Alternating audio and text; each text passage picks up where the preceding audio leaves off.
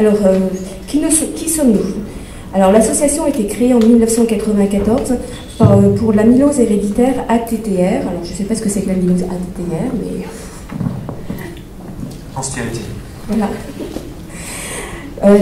Très vite, l'objectif s'est élargi à toutes les formes d'amylose. Aujourd'hui, nous comptons environ 200 membres.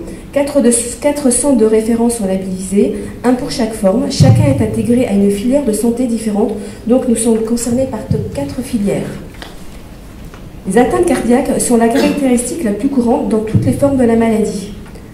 Le comité scientifique réunit 16 médecins experts de la maladie, dont 2 cardiologues, le professeur Thibaut Damy, qui est responsable au CHU Henri Mondor du réseau amylose et d'un des centres de référence constitutifs et des troubles du rythme cardiaque héréditaire ou rares, et le professeur Salma de l'hôpital Beckler, qui fait partie de l'équipe pluridisciplinaire du centre de référence des neuropathies amyloïdes familiales. Les missions sont traditionnelles pour une association de patients, donc elle vous les marque sur la diapositive: briser la solitude, avancer plus vite vers des traitements, permettre des diagnostics plus rapides, améliorer la prise en charge médicale et sociale et avoir plus de poids dans les débats publics. Les actions: communiquer, informer, donc le site internet, la page Facebook, les publications, les vidéos, mettre les patients en contact, donc un réseau membre. Une centaine d'appels traités environ par an.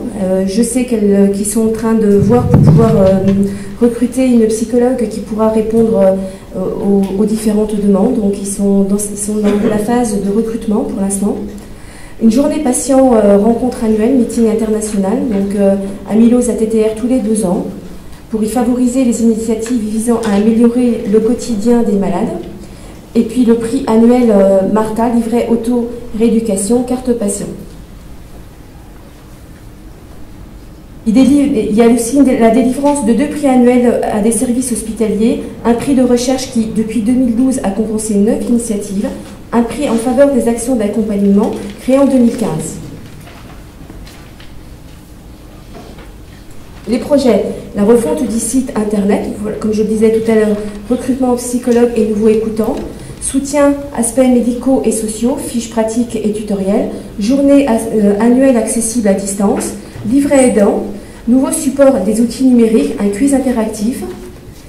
Ils ont aussi le projet de faire des webconférences, des MOOC pour la formation à distance et un livret destiné à la formation des généralistes. Et puis ils ont l'intention aussi de lancer un nouveau prix annuel qui va être créé en 2018 pour soutenir les efforts de formation des services hospitaliers.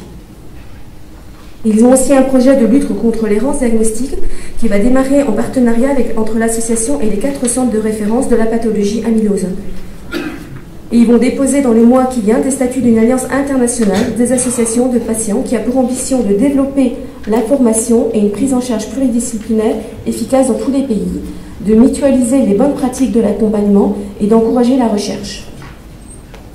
Voilà en ce qui concerne l'association amylose, qui est très active.